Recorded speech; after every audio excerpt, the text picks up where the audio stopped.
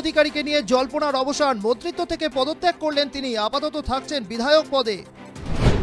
জনসংযোগ যাত্রায় হুগলির সাংসদ লকেট চট্টোপাধ্যায়, আগামী বিধানসভা নির্বাচনকে সামনে রেখে জনসংযোগ যাত্রার পাশাপাশি কর্মীদের নিয়ে বৈঠক। বিজেপির ঘৃণ্য রাজনীতির প্রতিবাদে আজ তারাতলায় দলীয় কর্মসূচিতে তৃণমূল কংগ্রেসের মহাসচিব পার্থ চট্টোপাধ্যায়। কেষ্টপুরে চলন্ত বাসে আচমকা আগুন, বেশ কিছু বাস যাত্রী আহত, মৃত এক বাইক আরোহী। করোনা আক্রান্ত বাম নেতা বিকাশ রঞ্জন ভট্টাচার্য, সামান্য উপসর্গ নিয়ে তিনি হোম আইসোলেশনে রয়েছেন।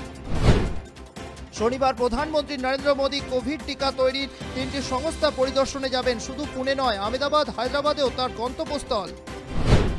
26/11 12তম বর্ষপূর্তিতে উপত্যকায় জঙ্গি হানা, শহীদ 2 জওয়ান। শ্রীনগরে জওয়ানদের ওপর হামলা চালায় জঙ্গিরা। কৃষি আইনের বিরুদ্ধে কৃষকদের বিক্ষোভে অগ্নিগর্ভ দিল্লি সীমান্ত, কৃষকদের দিল্লিতে ঢুকতে বাধা পুলিশের।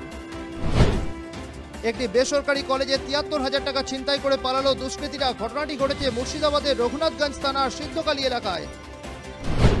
দীর্ঘ প্রতীক্ষার পর খুলে গেল কাওয়াখালীর বিশ্ব বাংলা শিল্পী হাট। চলতি মাসের 25 তারিখ থেকে 14 ডিসেম্বর পর্যন্ত চলবে এই মেলা।